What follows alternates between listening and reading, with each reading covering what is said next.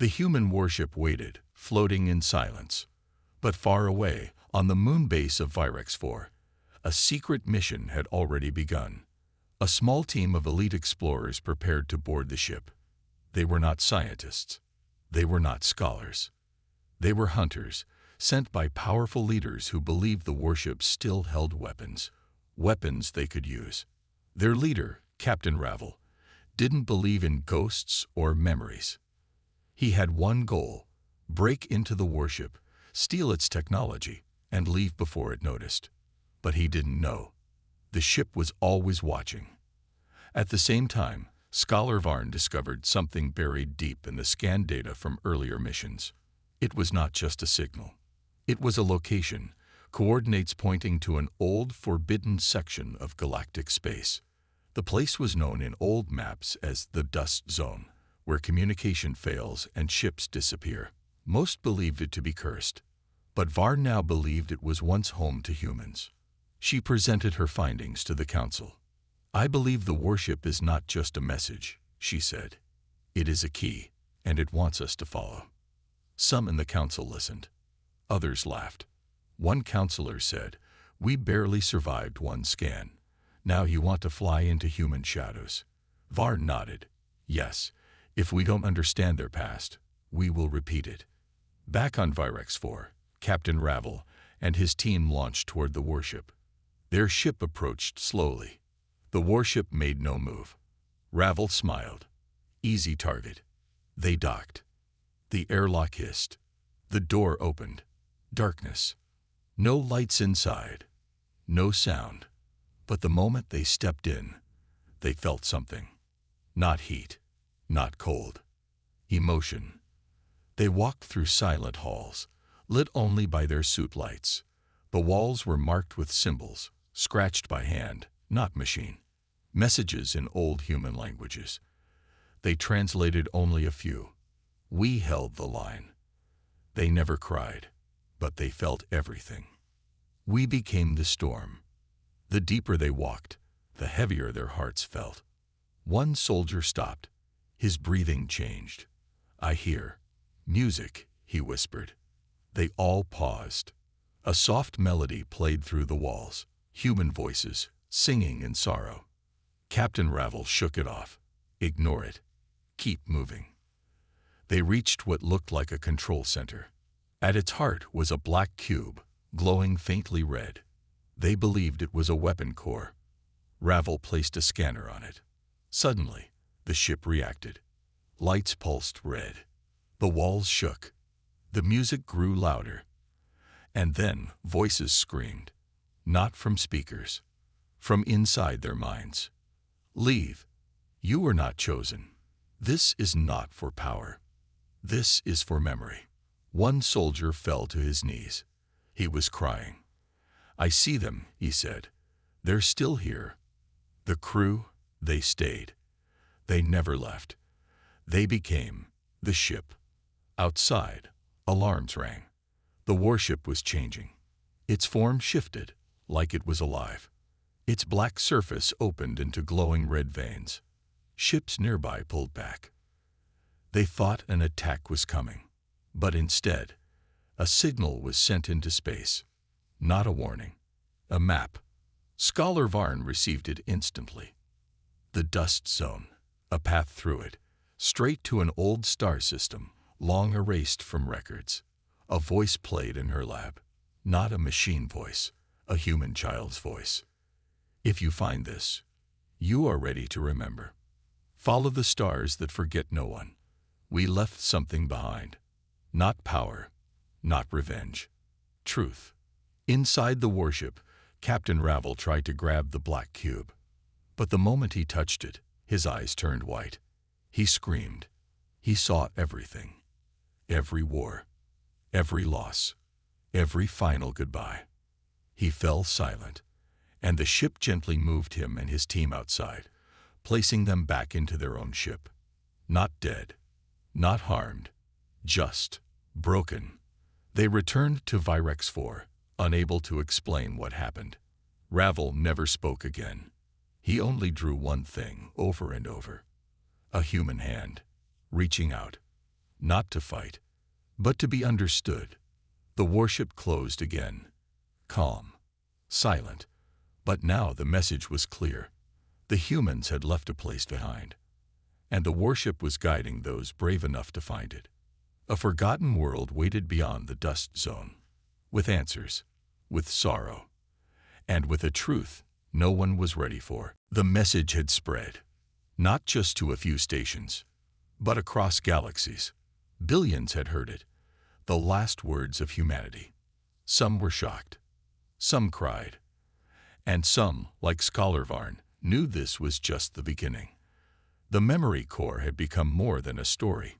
It had become a mirror, showing every race what they could become, or what they could lose. But not everyone welcomed the truth. In a hidden council room on Virex 4, Councillor Dresk watched the news with a tight jaw. Riots had begun. People demanded answers. Historians reopened old archives. Religions started to question their origins. Leaders began to fear one thing: change. And Dresk hated change. "We gave them peace," he said to his advisors. "Now they want ghosts instead of order."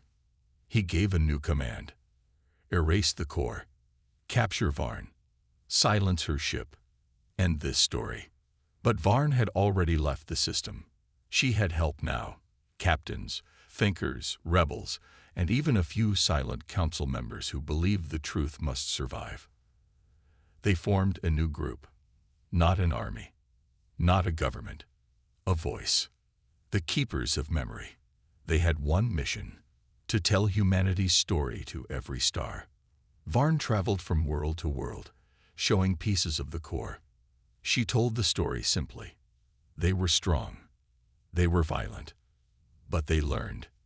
And in the end, they gave up their place, so we might not repeat their mistakes. People listened, not because they were forced, but because the story felt real. One night, on a desert moon, a child asked Varn, "Did they really destroy themselves?" Varn paused, then answered, "No, they let themselves be remembered. That's not destruction. That's hope." But the truth had a cost. Shadow ships began to follow her. Dresk's agents hacked systems, erased broadcasts, jailed anyone sharing the memory. Some keepers vanished. Others were silenced. But still, the story moved. It couldn't be stopped. It was like wind, invisible, but everywhere. Then one day, Varn stood before the largest gathering in galactic history. 100 species, millions of viewers. She placed the glowing crystal at the center of the room. She spoke with a voice both quiet and unshakable. "This is not a weapon. This is not a myth. This is who they were, and who we might become." She paused, then played the final message, never shown before. The screen lit up. A human child spoke. Not a soldier, not a scientist, just a child. "If someone finds this, I hope you're kind. I hope your sky has stars. We loved our sky. We loved stories. I think we became one." Tears filled the room. Even machines felt something strange in their circuits, something called grief and wonder. After that, no one could stop the wave. People painted murals of Earth. Poets wrote songs about human courage. Artists used the message to create new languages, new peace talks, even new ideas about life and death. The galaxy had changed, not by war, not by law, but by memory. Councillor Dresk resigned weeks later. No speech, no farewell. He had lost, not to armies, but to a story. Years passed. The Keepers grew. The crystal was copied, preserved, and sent to every known corner of space. One was placed in the Galactic Museum. Another was buried on a new planet, under starlight. Varn, now old, sat with children under a dome of glass. She told the story again and again. And one day, she said, "We thought the humans were monsters. But they were a warning, a gift, a whisper across time." A young girl raised her hand. She asked softly. Will we ever find them again? Varn smiled and looked up at the stars. Maybe not their bodies, but if you listen closely, you'll find them in your heart, in your questions, in your dreams. Outside, the stars flickered, bright, endless, and somewhere in that silence, the memory of Earth lived on. Not as fear, not as fire, but as a story that changed the stars. The warship still didn't move. It floated in deep space, dark and silent. But after the scan, something had changed. It was no longer just a ship. It was a wound, open and raw, bleeding memories into the minds of those who came too close. Back on the science vessel Talvaran 6, the crew was silent. Some sat in corners, rocking slowly. Others stared at blank walls, whispering to people who weren't there. Scholar Varn stood at the center, her hands trembling. She kept hearing a voice inside her mind. It spoke slowly, sadly. You opened what should have stayed closed. The Science Council back on Yelkor didn't believe the reports. One high advisor said, "You expect us to believe a 1,000-year-old ship has emotions?" Varn looked up at them. "It wasn't just metal," she said. "It remembered. And it showed us things we were not ready to see." But the council didn't listen. They wanted more scans, deeper scans. They wanted to know what technology humans had left behind. "Connect again," they ordered. This time, full systems access. Varn stood in front of them and begged. "Please," she said, "don't do this. The first scan broke our minds. A deeper one might break more than that." But the decision was made. The council believed knowledge was power. They had no idea what kind of power they were waking up. A military scan ship was sent, stronger than Talvaran 6, shielded, fast. Its name was Heralix. The best minds of the sector were on board. They didn't fear the warship. They saw it as a relic, a dead thing. They were wrong. When Heralix arrived near the human ship, everything seemed calm. They began the deep scan. Signals flowed across the human hull. Then, the lights flickered. The main scanner exploded. Every crew member heard the same sound. A single, slow heartbeat. Boom, boom, boom. Then whispers, in hundreds of languages, from every corner of the galaxy. One message: "We remember you." Inside the Heralix, reality changed. Time slowed. Walls twisted. Voices of the past echoed in their ears. They saw a human battlefield. Black skies filled with ash. Millions of soldiers, tired and bleeding, still marching. Not to win, but to survive. A soldier in the vision looked up at the alien crew and spoke. "You forgot our pain. Now you carry it too." The ship's AI broke down. Weapons powered up on their own. Oxygen levels dropped. And through all of it, the human warship remained still. It didn't fire. It didn't move. But it was speaking. Through memory, through emotion, through time. The Heralix barely made it back. Of the 80 crew members, only 14 returned conscious. 6 of them never spoke again. One drew a picture on every wall he saw, a burning Earth, and a single ship flying away. Scholar Varn visited the survivors. One of them grabbed her hand. His voice cracked. It wasn't hate. It wasn't anger. It was grief. The ship is grieving. The Galactic Council met in secret. Some wanted to destroy the warship. Others warned against it. "If it can do all this without firing a single shot," one counselor said, "then we have no idea what happens if we attack it." But someone leaked the scan recordings. Now, across the galaxy, people began to see what the humans had left behind. Not just technology, not just weapons, but a story. A broken story of war and loss. Scholar Varn stood in front of the council once more. She showed them a new discovery, a hidden pattern in the scan data. It wasn't code. It was music, a soft tune, sad, slow like a lullaby. Human, The ship is alive in some way, Varn said, and it wants to be heard, not feared. Heard. She paused, because someone, inside that ship, remembers everything. Outside, in the cold dark of space, the warship floated quietly, still broken, still silent, but no longer forgotten.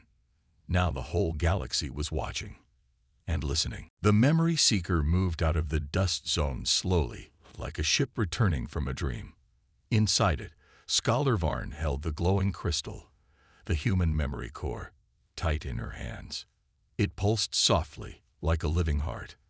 Every story, every final breath of humanity, was inside. But what she didn't know was this. Someone was already waiting. Someone who never wanted the truth to return. Back on Virex 4, the Galactic Council received the message. We found what the humans left behind. It's not a weapon. It's a memory. Most council members were silent. But Councillor Dresk, the most powerful voice in the room, stood with anger. This will cause panic, he said. If our people learn the humans were once like us, stronger, wiser, more broken, it will shake everything. One councillor asked, shouldn't we know the truth? Dresk slammed his hand on the table. Some truths are dangerous. We have peace now. That memory core could destroy it. He gave the order in secret. When the ship returns, take the core. Lock it away. Or destroy it. Far from the council's eyes, a secret ship launched. Its name was Shadowlight. No markings. No ID. Its mission was clear. Intercept Memory Seeker and make sure the crystal never reached the people. But something else was already awake, something that had heard the signal too. The human warship. It had followed quietly through the dark. Not to attack, but to protect. As Memory Seeker neared the Virex system, it picked up strange readings. Unmarked ship approaching, said the pilot. Varn looked out the window and felt cold. They're not here to welcome us, she whispered. Rojan stepped forward. He had once fought in deep space wars. He saw the flight pattern of Shadowlight. Fast, tight, and aggressive. That's not a greeting, he said. That's a trap. The unmarked ship hailed them. A voice came through, calm, fake. This is a safety check. Prepare to hand over the object for inspection. Varn's eyes narrowed. It's a lie. They want to take the core. Rojan turned to the pilot. Send a signal. The warship, it might still be near. The pilot hesitated. What if it sees us as a threat? Rojan looked at the glowing crystal. It won't. That ship isn't just a machine. It knows why we came. As Shadowlight closed in, preparing to board them, the stars around them flickered. And then, it appeared. The human warship. Out of nothing. Huge, silent, watching. The enemy ship froze. Its crew panicked. Unknown vessel detected. No heat signature. No life signs. No escape route. The human warship didn't fire. It simply opened its side, revealing light. Not a weapon. A message. A beam of memory. A voice played, not in the ears, but in the minds of both ships. You came for truth. Now you must carry it. But know this, truth always has enemies, and it always demands a price. Inside Shadowlight, some crew members began to shake. One dropped his weapon and said, I see it. I see Earth burning. But people holding hands, not giving up. Another whispered, why did they hide this from us? Their captain, loyal to Councillor Dresk, shouted, ignore it. Shut it out. But the warship's presence was too strong. It wasn't attacking. It was reminding. Varn used the moment. She sent a full signal burst across galactic channels. The crystal glowed in her hands, and the human woman's voice returned. If you see this, we are gone. But we are still here, in memory. Don't be afraid of who we were. Be afraid of forgetting. Across space, people began to hear it. On mining colonies, on space stations, On backwater moons, people heard the truth for the first time, and many wept, some in silence, some in fear, and some in hope. The warship turned one final time toward Memory Seeker. One last message came. Our time ended. Yours begins. Tell our story, not for power, but for peace. And then the warship vanished into dust and starlight, gone forever. Varn stared into the stars. Rojan stood beside her. He whispered, "They trusted us with their pain." She nodded. "Now we must carry it."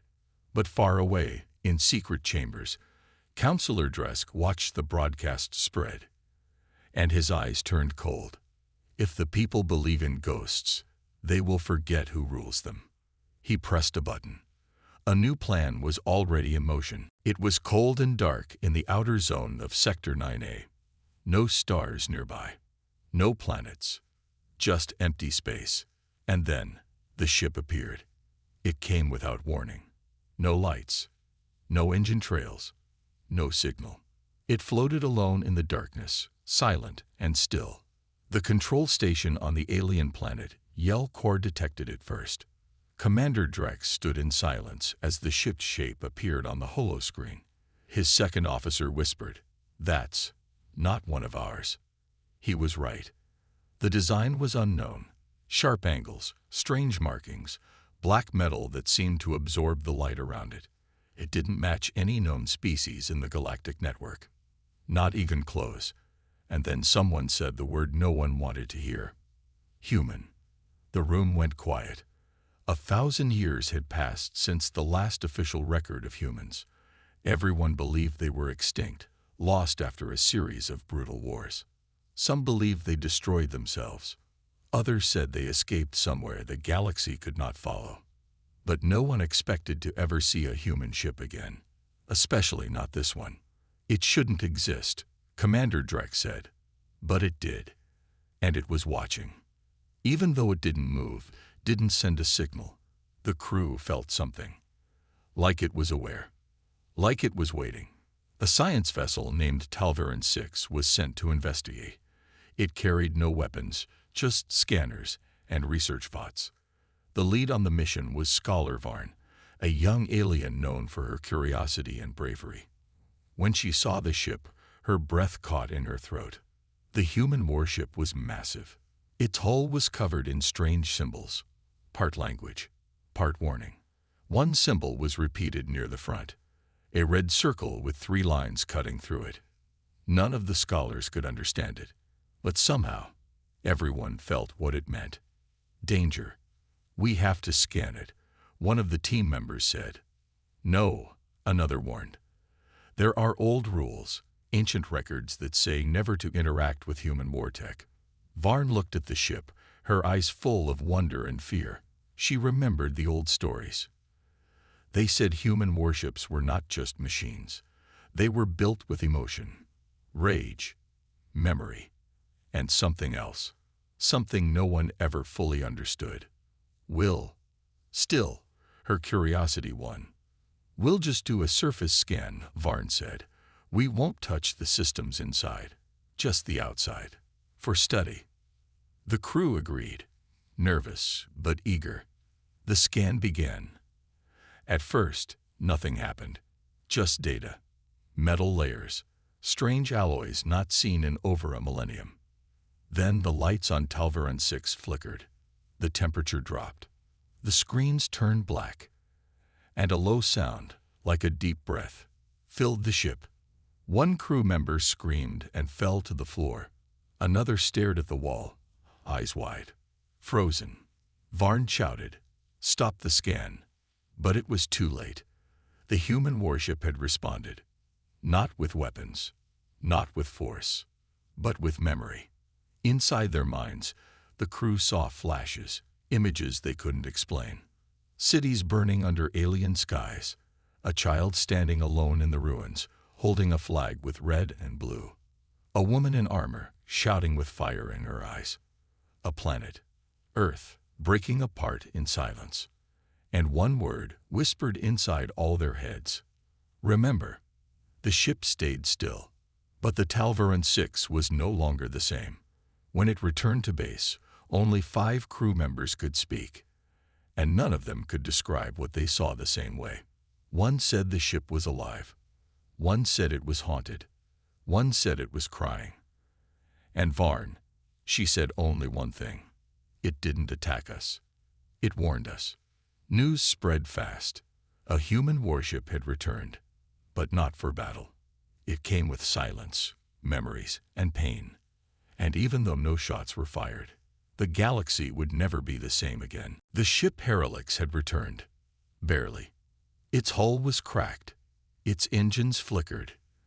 And most of the crew were silent. They didn't speak. They didn't sleep. They just stared at walls, at empty space, or at their own hands like they were seeing someone else's skin. Doctors ran every test they could. No physical damage. No poison. No disease.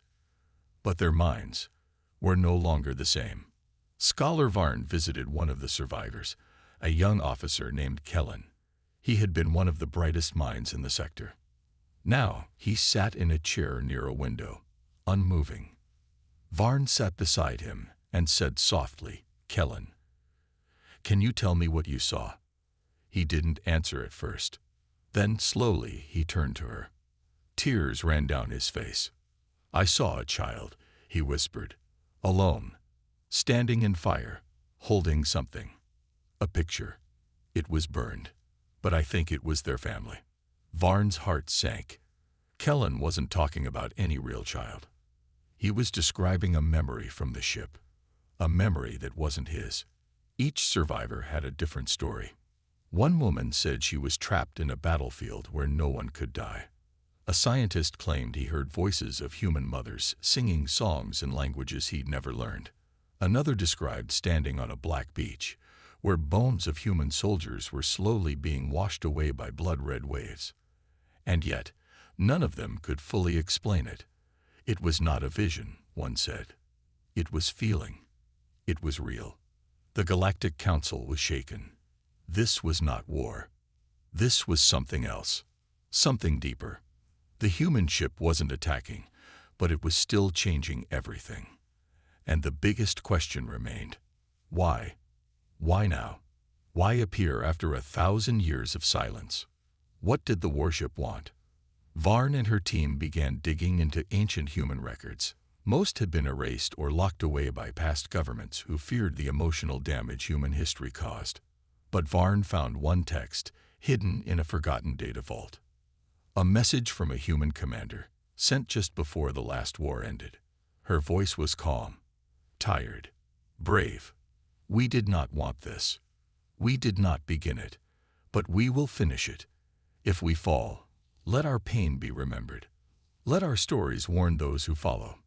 Let our ships carry the truth." Varn looked at the warship's image on her screen. Floating, silent, but not empty. She whispered, "You are the truth they left behind, aren't you?" The next day, something strange happened. The warship pulsed. A faint light moved across its hull, slow, steady, like a heartbeat. And for the first time, it opened. Not fully, just a small hatch. A signal was released, soft, hidden, and coded. Only Varn's team noticed it. They decoded it carefully. It wasn't a weapon, not a message, not data. It was a voice, a human voice, tired, gentle. "To those who dare remember, thank you." Varn stood in silence as the signal ended. Then she said, "It's not here to destroy. It's here to remind us of them, of what they felt, of what they lost." But not everyone believed. Some feared what more the ship might reveal. Some wanted it destroyed before others tried to connect again. And others wanted to keep scanning, keep pushing, no matter the cost. On a far moon, a secret team prepared to board the warship. They believed there was still power to steal, weapons to learn. They ignored the warnings. They thought the survivors were weak. They thought emotion couldn't hurt them. They were wrong. But that is a story for the next part.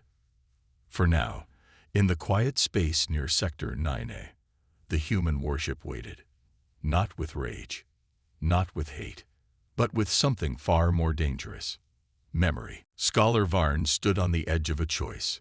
The human warship had sent a signal, a map, a route through the most feared part of the galaxy, the dust zone. No ship had returned from there in centuries. Many believed it was a graveyard. Others said space itself was broken inside. But Varn believed something else. She believed the humans had hidden something important there. A final message. Or maybe a warning. The Galactic Council held an emergency meeting. Varn stood before the leaders and said, "This is not just a ship. It's a beacon, a guide. The humans want us to follow." Councillor Dresk shook his head. "You want us to send a team into a cursed zone based on a signal from a haunted ship?" Varn replied, "The warship could have destroyed us. It didn't. It gave us a choice.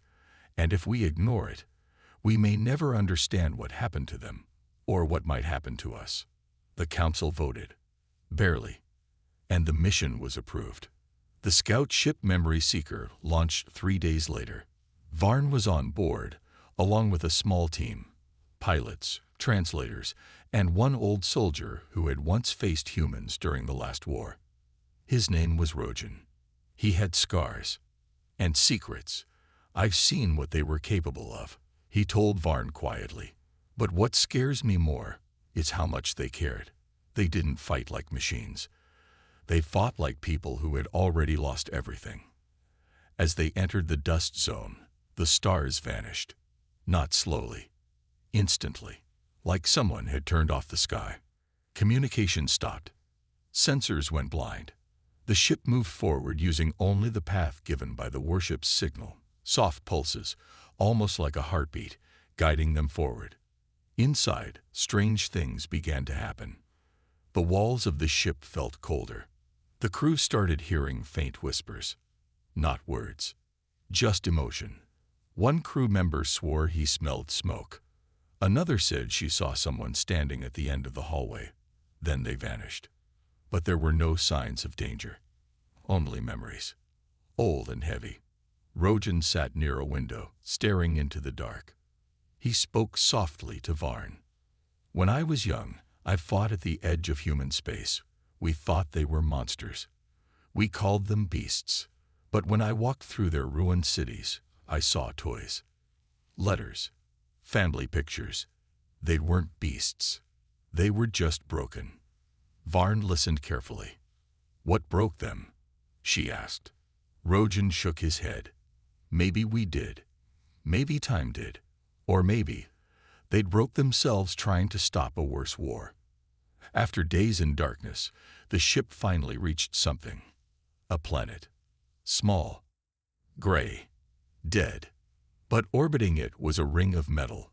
Broken ships, satellites, debris, all spinning slowly. And at the center of it, a station. Old. Silent. But still alive. Its name was barely readable, but it said, "Humanity's Final Voice." The crew docked carefully. Varn and Rojan stepped inside first. Dust floated in the air. Lights flickered. And then something turned on. A screen. It glowed, and a message began to play. A human woman appeared, tired, but calm. She wore a military uniform, her face marked by pain and wisdom. "If you are seeing this, you are not human. That means we are gone. But we wanted you to know who we were, what we did, and why we disappeared." The video continued. It showed images of Earth, cities in ruin, people crying, others rebuilding.